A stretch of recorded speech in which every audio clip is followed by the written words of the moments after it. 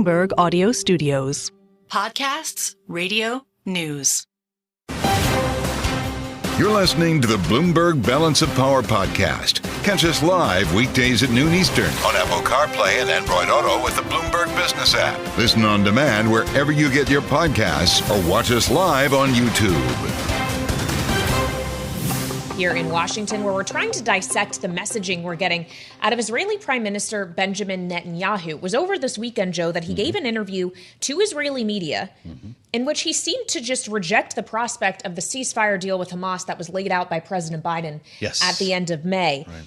To the Knesset today, though, it seems that he has made an attempt to try to walk it back, telling them in part, we are committed to the Israeli proposal that President Biden welcomed. Our position has not changed. Okay.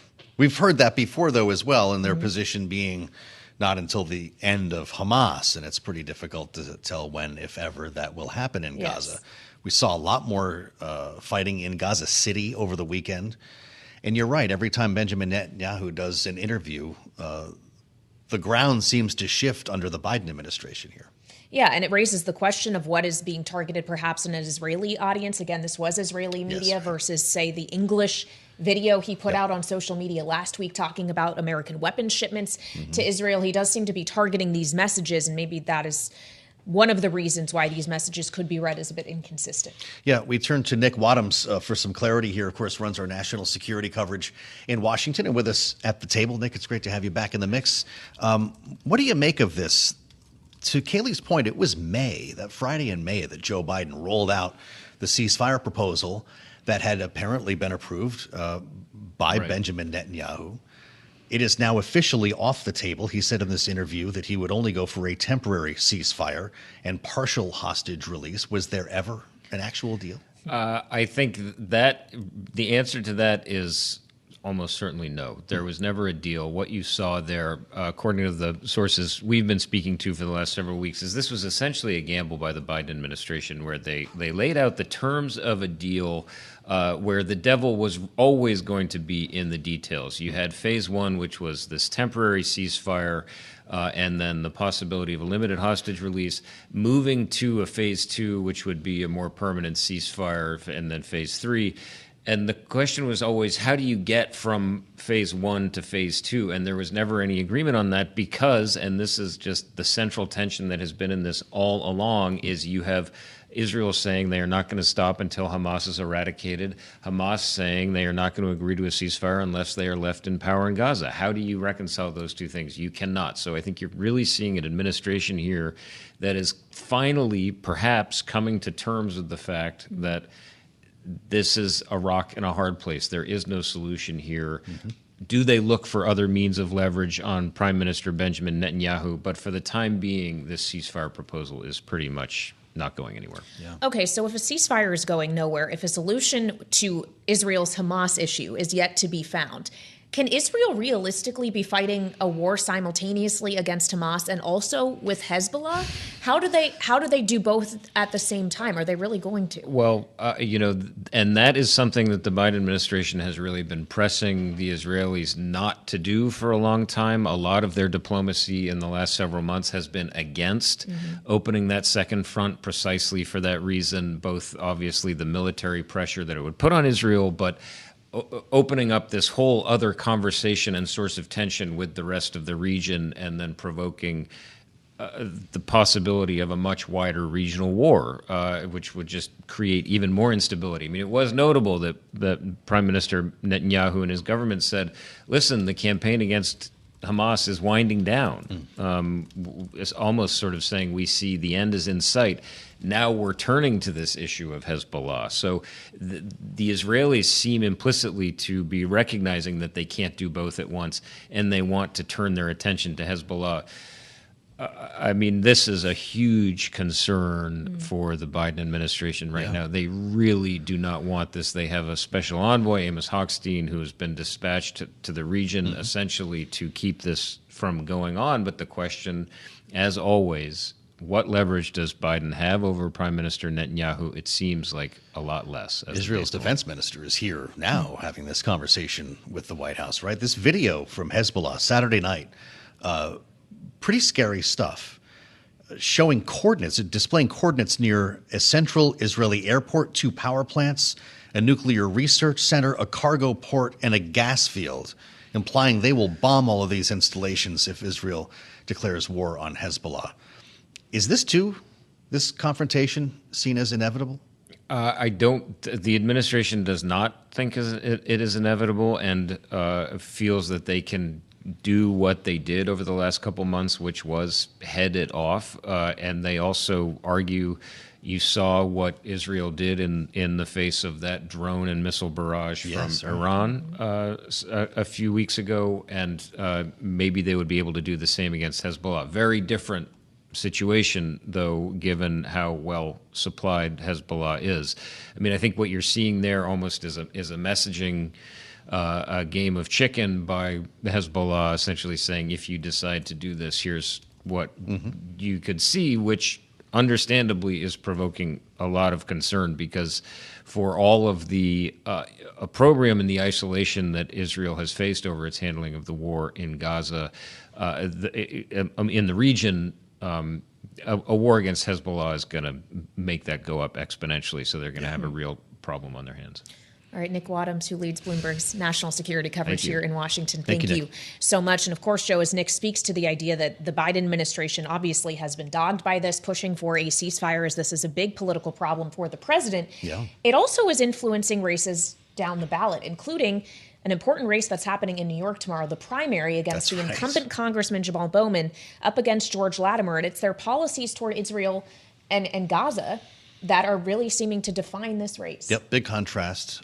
Bowman considered part of the squad, as we call it here, and I think we all know how the squad feels about Joe Biden's policies in Israel and in New York. It's a very interesting test. This is going to be one of several races we're watching on another primary day tomorrow. Yeah, and we want to get more into it now with Spencer Kimball, who is joining us. He is executive director of the Emerson College Polling Center. They have been looking at this Democratic primary race in New York and found back on June 11th that Jamaal Bowman is losing by 17 points to his challenger, George Latimer, 48-31. So, Spencer, welcome to Balance of Power. Thank you so much for being with us. Is all of this really going to come down to the Israel question?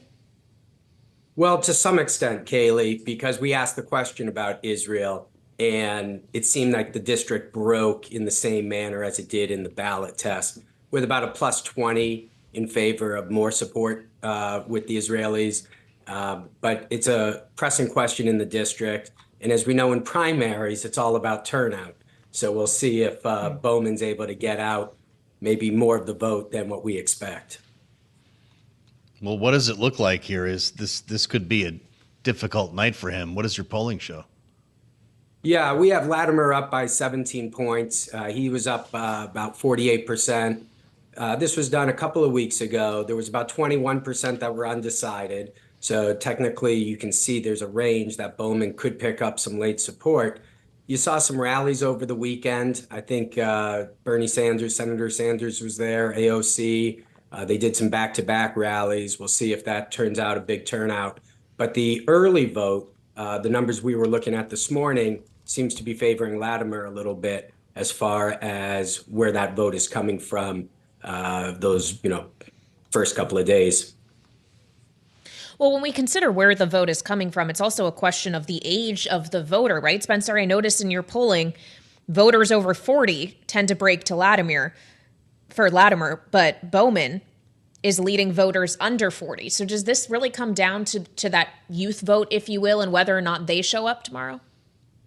It will. And in this district, that youth vote is not as strong as in other parts of the country, even in other parts of New York City. So this is not going to be, we're not expecting an overwhelming youth turnout. If he's able to get one, we'll see if he can narrow that lead, particularly in the Bronx. But there's also going to be a very strong older vote. And that's what we normally see in these primaries. And that's where he struggles. He's trailing 2-1, 3-1 in that older vote. And, it looks like about 10,000 people voted early as well. We'll see how that vote breaks, because those will be some of those early numbers we see tomorrow night. Well, Spencer, we want your take on the big debate this week from your perch at Emerson College Polling Center. I can only imagine the watch party in the little building on Thursday night. But based on history, should we expect to see a bump for one candidate or the other here. There's been a lot of talk about how it could be different this time as well, because a lot of folks won't hear anything about it till they go on Twitter the next day. Well, we'll see. Traditionally, the first debate does not go well for the incumbent president. We've seen this historically with Ronald Reagan back in 1984. We see it with George Bush in 2004. So that even Barack Obama didn't have a good first debate. In fact, some people would say that it was Vice President Biden that helped him out in 2012 against Ryan. So that first debate's tough for the incumbent. It'll be interesting to see how President Biden handles that, if he's able to kind of buck the trend of that incumbency and is able to have a strong debate, considering how early this debate is in the cycle. Generally, these don't come out till September, and having this now in June puts a lot of pressure on both candidates because neither is technically their party's nominee. So it'll be interesting to see if there's any fallout from the debate. Yeah, just presumptives sharing a stage on Thursday evening. It certainly is an interesting moment in history, Spencer. What will also be interesting is where they go after for the debate spin, the post-debate spin, rather. Despite all of our conversation that we have on this program and others like it across all of the networks about the swing states ultimately being the deciding factors, Donald Trump is going to spend Friday in Virginia, and Joe Biden's going to New York and New Jersey. Should we be expanding our swing state list? Well, I do think we need to be looking at some other states that traditionally have voted mostly Democrat. For example, Minnesota. We've done a couple of polls out in Minnesota where we've had it very close to tied. And that's a state that we're keeping an eye on. We have not polled Virginia yet, but we have seen other polls out there that have that race close to tied as well. New York, I think, is an interesting example. We have it at 7 points. Our friends over at Siena have it at 8 points. That's a state where Biden wins by 23 points. And we'll see if those numbers hold or if Biden's able to get his base and be able to put that coalition back together. So if you're standing at the corner of Boylston and Tremont, pulling people aside today, Spencer, and asking them about the guilty verdict, what are they going to tell you? And is this going to come up on Thursday night? Well, Joe, at Boylston and Tremont, the guilty is, there's a big party here. This is one of Biden's strongest, probably, corners of the country. But outside in the rest of the country, they're pretty much split on it. A plurality of voters, it didn't impact their vote. I think overall for that independent vote, and that's a key vote here because Biden's losing independents right now in these swing states, and he won them back in 2020, is that they find it less likely that they're going to support Trump because of it. It's a slight number there. It's about 3-1, and it's, again, a small percentage. But in a race that could come down to the margins, that issue overall seems to not be a benefit. But we'll see how far it goes, honestly, in the debate as well, how far Biden's pushing that message moving forward. Well, does the polling suggest, Spencer, that there's another message he should be pushing that is more effective when we talk about those independent voters, the ultimately ones who will decide the outcome of this election? What message do they need to be targeted with? Well, independents fall more with Republicans in that the economy is their top issue. For Democrats, there's more of a splattering of issues. Economy's up there, but so is healthcare and education, and a couple of the environment would be a higher issue on the Democratic side. So talking about the economy will be important. But I think he's got an overarching message that he needs to get back to from 2020, which was his concept of a return to normalcy. And that's where the country, I think, is looking at and is a little weary at the moment. You see it in his approval numbers and when we ask if we're headed in the right or wrong direction. So looking at that vision of where the future is going to be over the next 4 years, if he was to be reelected, I think will be important for him to lay out. And to address the economy. The economy is a tough issue for him because more people see Trump as better on that topic. So he'll have to try to frame it in a way that he's at least able to compete with Trump, because, as I mentioned, that is the top issue for those independent voters. Sort of off-the-wall question for you, Spencer, before you leave us. We hear so much about how people like lying to pollsters now that it's very difficult to get a quality sample because of so much distortion when you're picking up the phone and talking to people. What can you do as a pollster? What do you do to keep your respondents, to keep your survey honest? Yeah, no, it's a challenge that we face in all these different modes of data collection. One thing that we try to avoid is having that, that interpersonal interaction where I'm calling someone. So we're text messaging. Okay. We're using emails and voice over, where your touch tone on your keypads. Mm-hmm. So you don't actually have to talk to a person, and you can take the surveys at your convenience, generally within 24 to 36 hours of receiving the message. So that is an issue that we look at within the industry, and something we'll continue to challenge. A little peek behind the curtain there with Spencer Kimball. Absolutely. It's great to see you back here, Spencer, from Emerson College Polling, where he's the executive director. I'm Joe Mathieu, alongside Kailey Leinz. We'll assemble our panel next. Rick and Jeanne are with us, the Monday edition of Balance of Power on Bloomberg TV and radio. You're listening to the Bloomberg Balance of Power podcast. Catch us live weekdays at noon Eastern on Apple CarPlay and Android Auto with the Bloomberg Business app. You can also listen live on Amazon Alexa from our flagship New York station. Just say, Alexa, play Bloomberg 1130.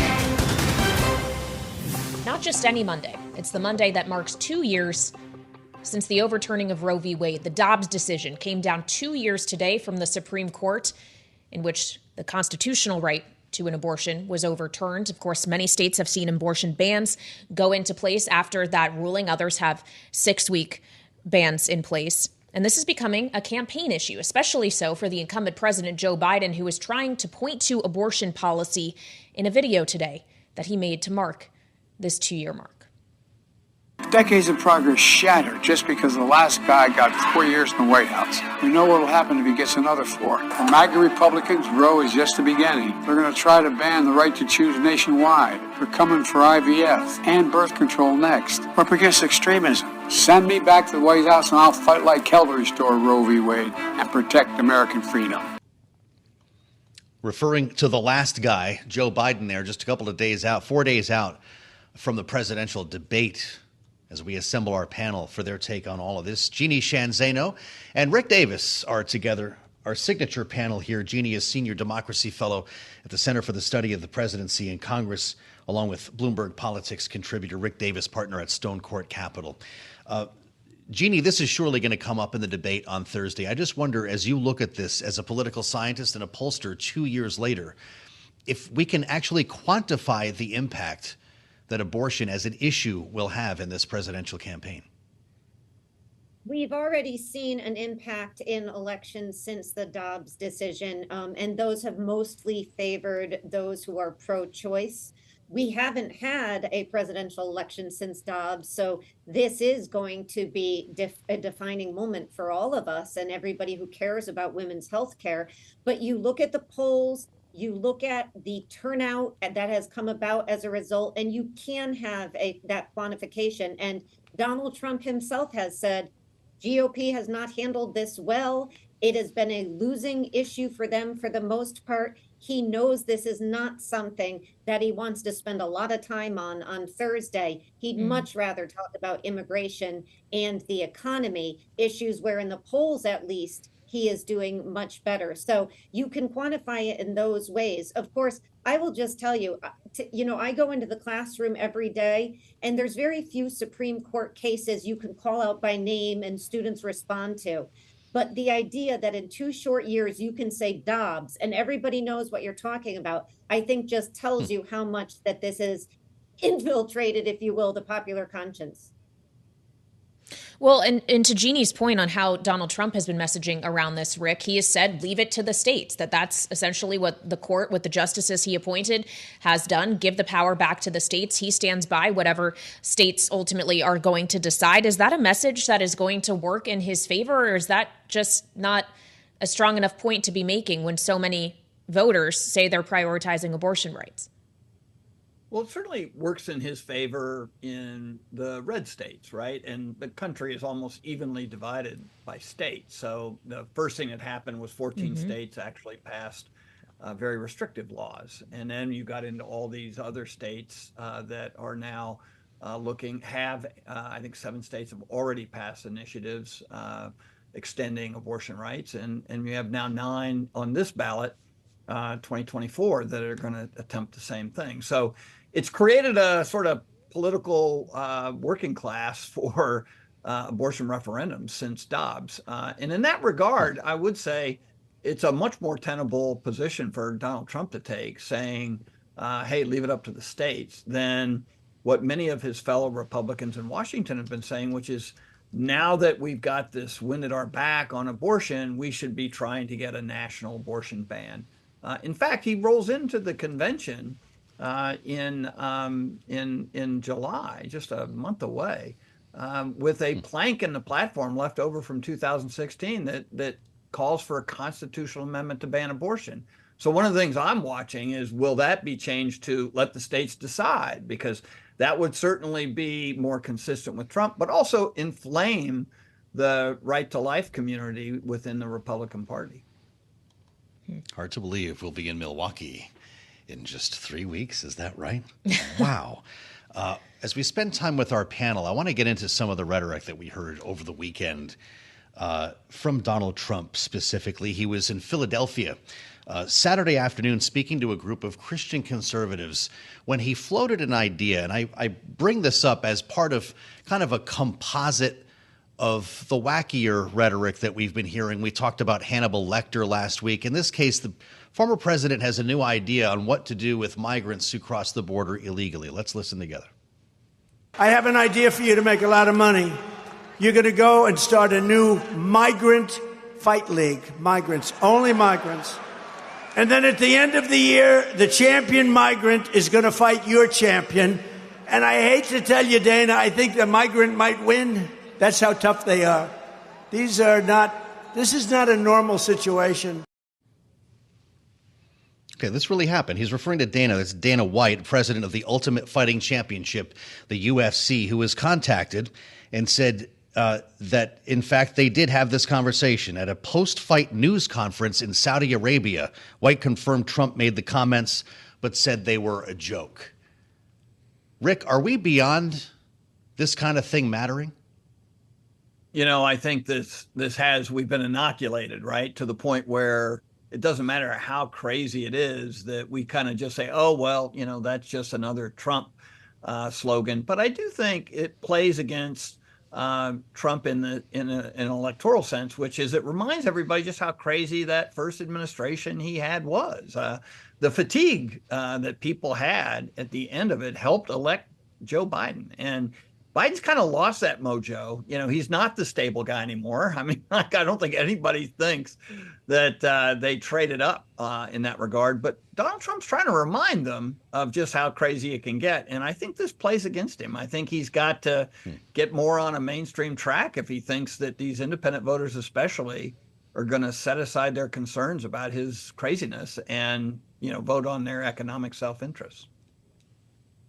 Well, and as we consider how this messaging from Trump is actually reaching voters, if it is at all, Jeanne, we had to go cut that sound from a rally that took place in Pennsylvania, re-air it on this program. There's probably a lot of people out there who weren't paying attention to that one rally or the many others that have come before it in which we've questioned things like sharks and boats and what have you.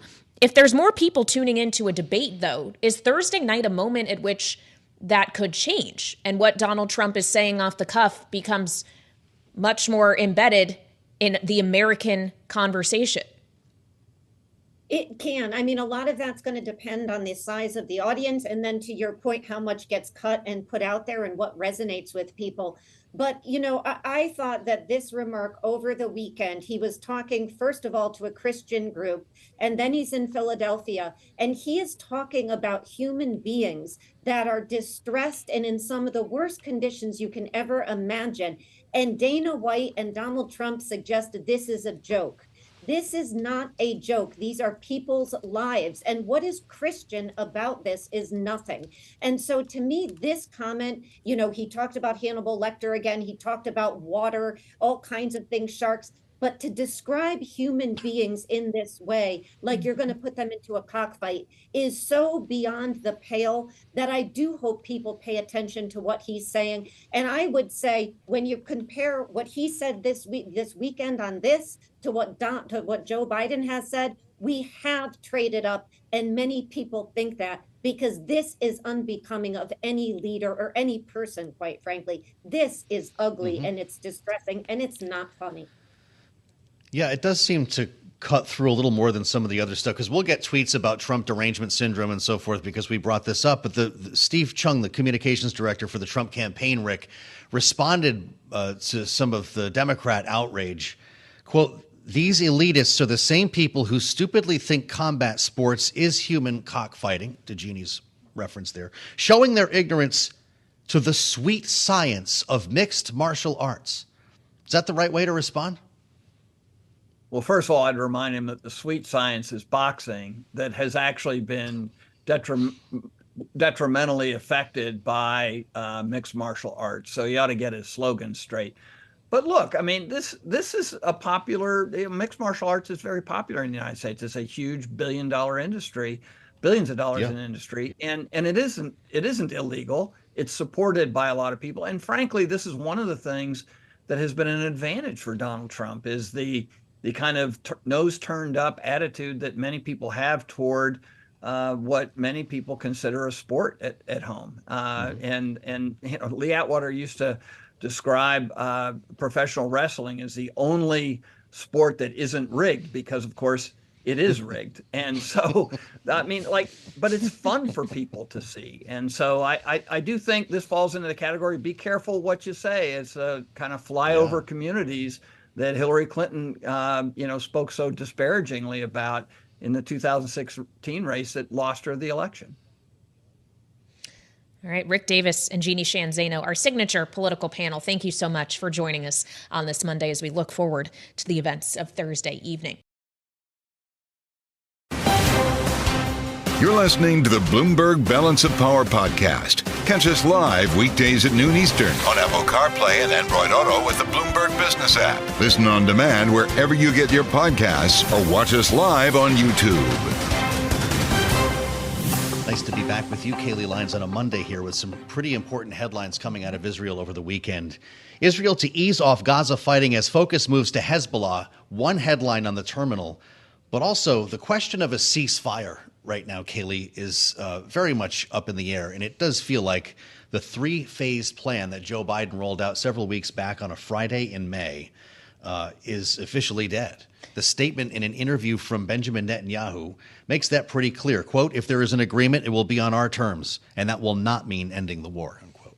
Although it seems that he did try to walk that back some when speaking to the Knesset today. He said, "We are committed to the Israeli proposal that President Biden welcomed. Our position has not changed." So it remains unclear what exactly the Israeli government's position is on forward progress on a ceasefire deal with Hamas. But to your point, Joe, we also have questions about what Israeli policy and tactic is going to be going after another Iranian proxy in Hezbollah to the north. Of course, there's already been a lot of activity on that border with Lebanon since October 7th. But what we're talking about here potentially is not just activity, but another front in this war. That's true. And everyone we have asked on this program about this for the last couple of weeks here, and some pretty smart political and military minds, all have not only allowed for this possibility, but suggested to us that it's more likely than not to happen. Well, we want to add another military mind to the voices we've asked about this. And welcome now General Kenneth McKenzie, former commander of U.S. Central Command, now executive director of the Global and National Security Institute at the University of South Florida,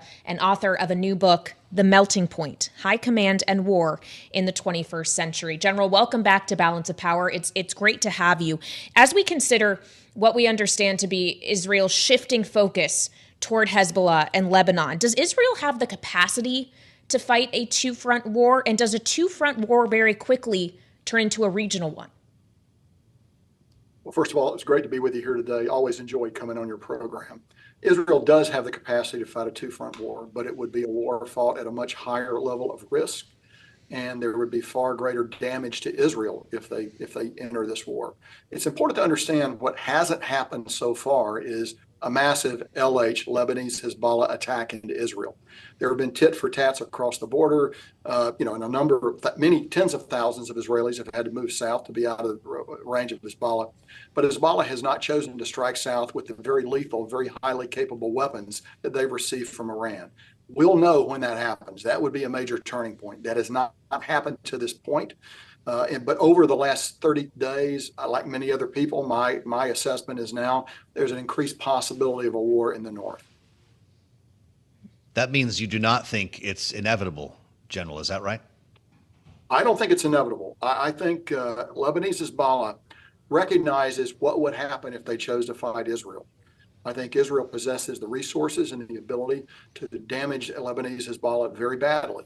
And LH and their leader Nasrallah is in a weaker state than they were the last time they decided to fight Israel. The last time they went to war with Israel in 2007, in that time frame, and a little bit after that as well, they were well ensconced in Lebanon. They had a more aggressive political support. The economy was doing not great, but okay. Today, the economy is in the tank in Lebanon. The political situation is fragmented and gridlocked.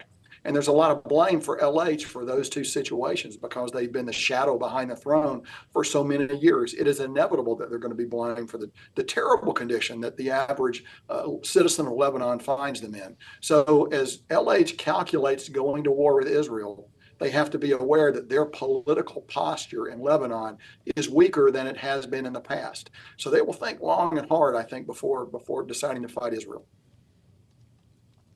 Well, as we consider the decision, not just on the part of Hezbollah, but also in Israel, and whether or not to engage more directly in this fight, if we were to see this second front open up, General, how much more difficult would that make normalization with other Arab countries like Saudi Arabia? Yeah, a great question. Not sure it would necessarily impact it directly. The nations of the Gulf see Iran as their principal threat, and that is the greatest existential threat that they face.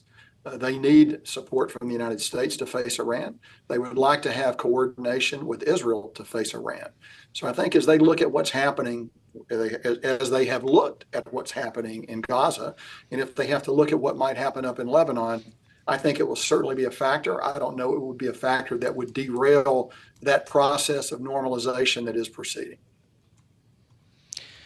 With all of that said then, General, what role, if any, would the U.S. play in a war with Hezbollah? Right now, the U.S. is giving money, it's giving weapons, it's doing everything but fight the battle with Hamas for the IDF. What would a war to the north look like?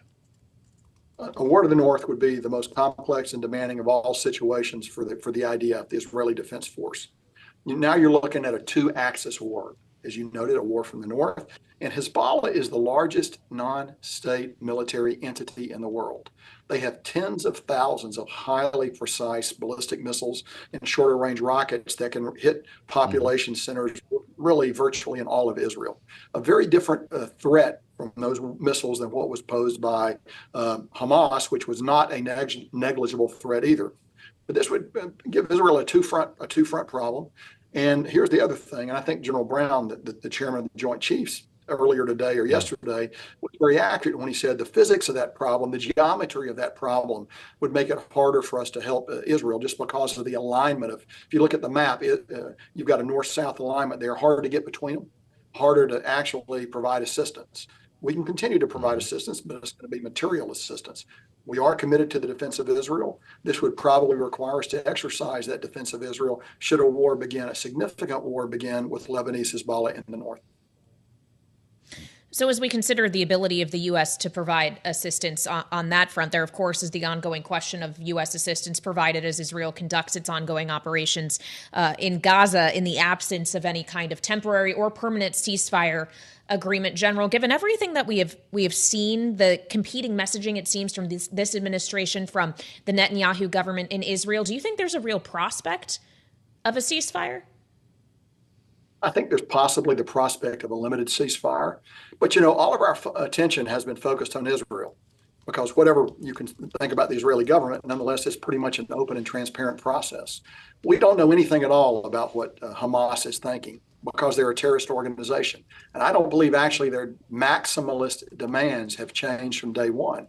So a lot of attention is focused on machinations inside an open society in Israel, but we're really not looking at the Hamas part of this equation. Hamas has no interest in this war ending. It is very much to their advantage to draw it out in time, to increase the rate of civilian casualties, to cast Israel in as unfavorable light as possible. And Hamas achieves this by embedding in the population of Gaza, placing Israeli commanders on the horns of a dilemma anytime they seek to strike a target, because Hamas has very cleverly drawn the civilians around them. So it's not in their interest, actually, their interest being Hamas. It is not in Hamas's interest to have a ceasefire. General, you write in your book, The Melting Point, about the critical role that you played in the U.S. withdrawal from Afghanistan. It's something that we talked about briefly last time you were with us. These days were fraught with risk, and what you and your troops went through is quite remarkable. We're going to see a presidential debate this week in which I suspect that withdrawal is going to come up. This is one of the great criticisms that the Biden administration has faced from a military perspective politically here since that happened. Does the president deserve that criticism? Well, I think the end game in Afghanistan and what happened in August of 2021 was the direct result of two presidential administrations as unalike as any two in American history, and two presidents as unalike as any two in American history, who nonetheless shared one area of policy continuity. They both wanted to exit Afghanistan regardless of the consequences. So the plan was prepared under the Trump administration. The Biden administration did not execute the plan in detail, but they philosophically executed the same plan, which brought us to the situation that occurred in August and all the tragedy that occurred that month. So, General, essentially you're saying that fault could be placed on both, but should greater fault be placed with the person or the administration that drafted the plan initially, or the one who decided to pursue it, to not change it, to not alter the end date? The plan that was signed in Doha in 2020, February 2020, was a flawed plan. It was not a good plan, but it was a plan that had the conditionality, the requirements for both sides to act, had it actually been vigorously pursued by both administrations, not just one, but by both administrations, it is possible we could have gotten to a different place in Afghanistan. Neither administration elected to impose conditionality on the Taliban. Instead, we executed the tasks that we said we would execute. We did that faithfully. With one exception, which is to stop attacks on us, the Taliban did not execute those conditions that were placed on them.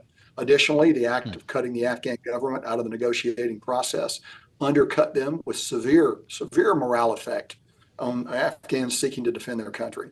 So I would place blame across both administrations. Well, you know, of course, that's what so many of the questions are geared toward. It's where we started this part of our conversation, is about where the blame should be, General. I'm curious about what you learned, though, going through this. You're writing about it in the book.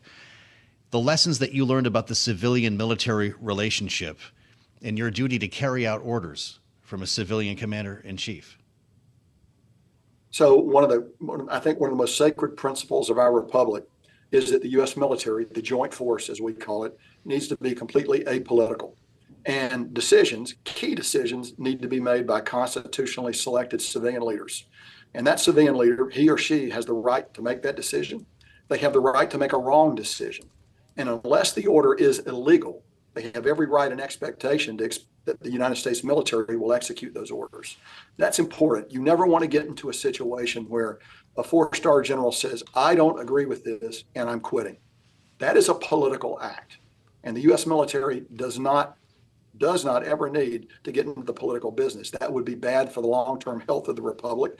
And I would argue that that single action of choosing to resign or choosing to protest is more important than the goodness or badness of the decision that the political leader made, because it will echo through future years in U.S. history as a precedent. We don't need that kind of precedent. What we need is a U.S. military that will execute the orders of our elected leadership unless the order is illegal. When I was at Central Command, I had a squad of lawyers who could tell me what an illegal order was. But I knew what an illegal order was. I never received an illegal order. That's an important principle, and I think that's why I spent a little bit of time in the book talking about it. It's very important. That's fascinating. He never received an illegal order. General Kenneth McKenzie. The book is called The Melting Point: High Command and War in the 21st Century. General, it's good to see you again. Thanks for coming back to talk to us here on Bloomberg TV and radio.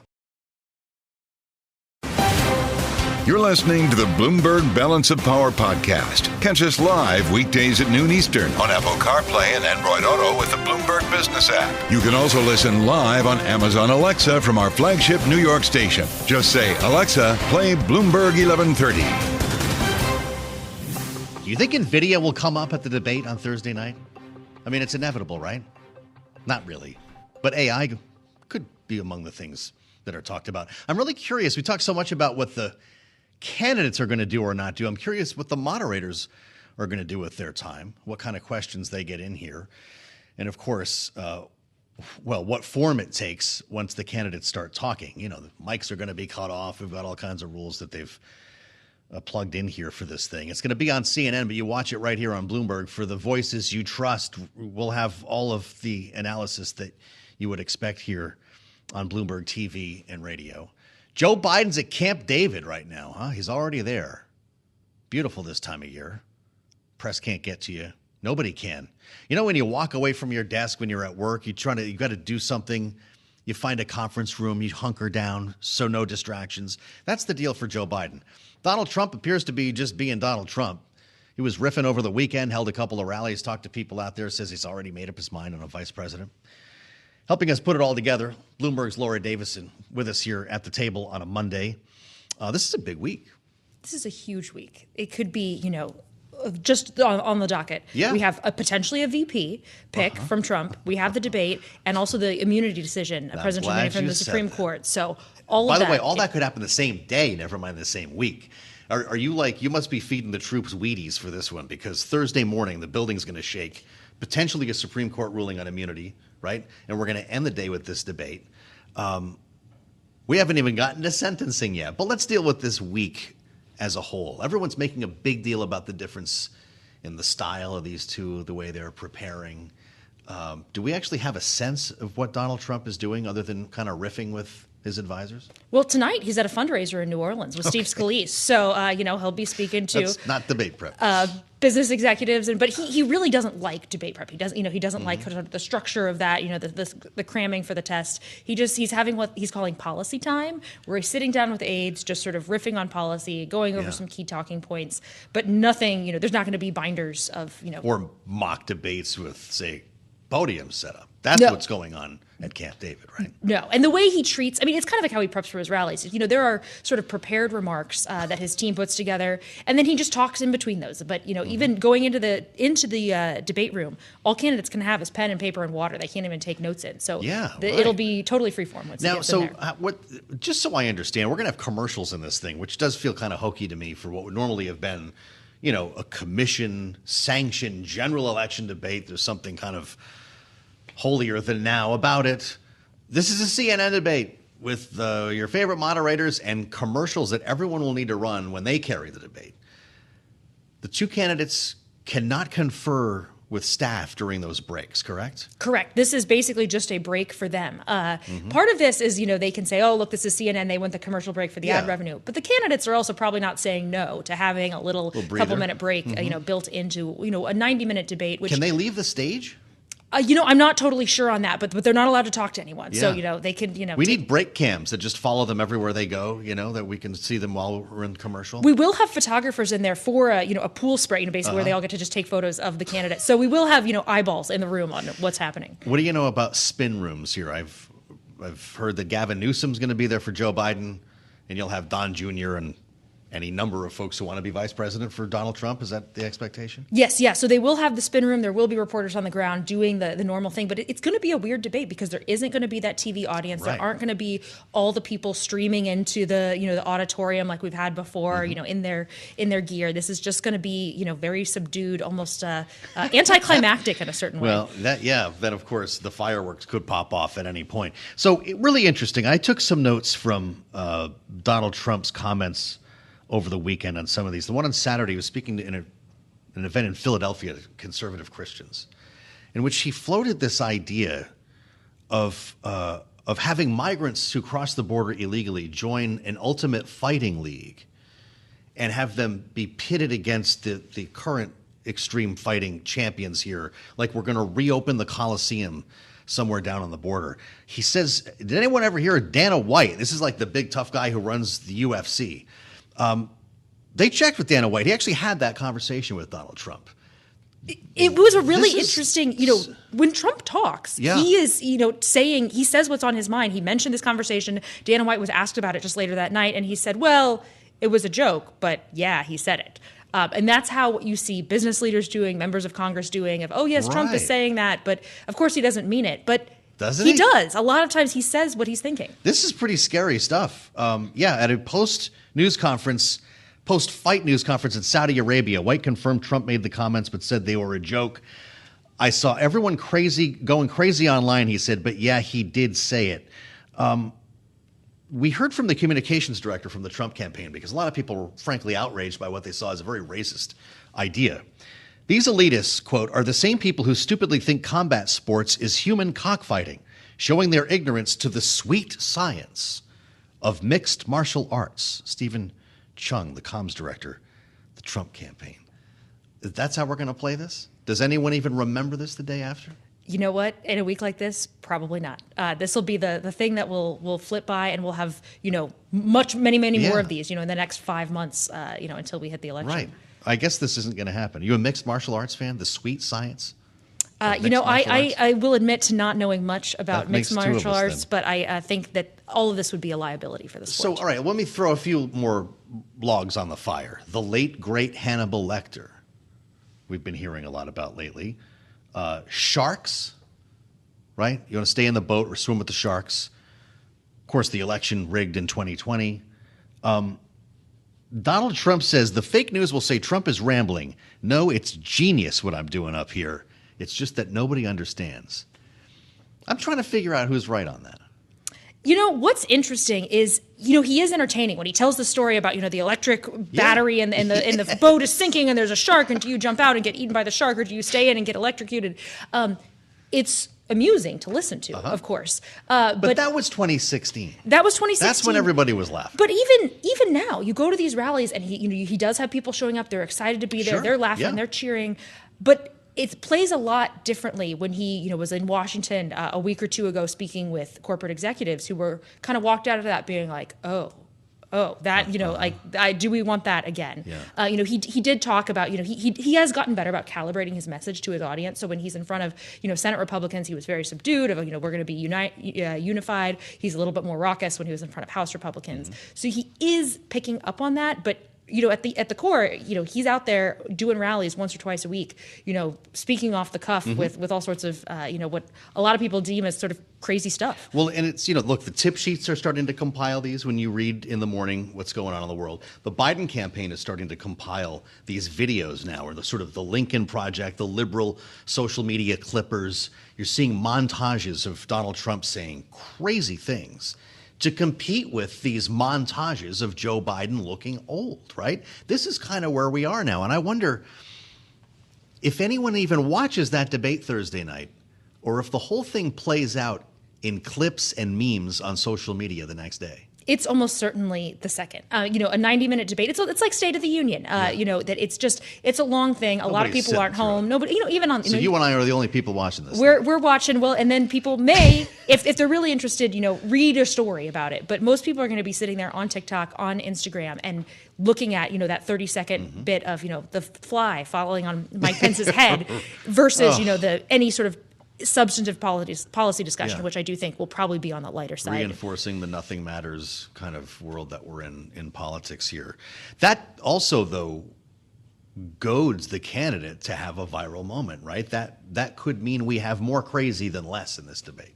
It certainly could. And one thing that's interesting is that the Democrats have realized that they are losing the TikTok game. There are just more conservative content creators on TikTok. Trump content does a lot better on TikTok than Biden content. So they need to come up with a way to reach those young voters, which polls show they're struggling to have the same sort of margin. I didn't know that. Is it Trump? It's like Joe Biden's not good on TikTok, or this is a Republican, Democratic, conservative, liberal thing? It's just partially who's on the platform of which groups are there and who's listening. And TikTok leans right. TikTok leans right in terms of the idea. content creators. Who's on there is a little bit harder to tell, but it certainly skews young, which you would assume that more left-leaning content would do better. But here's the split we see, and this may explain a little bit why younger voters are more open to voting for Trump than they were 4 and 8 years ago. Fascinating. This is why you hit up Laura Davison in the newsroom if you want to know what's going on.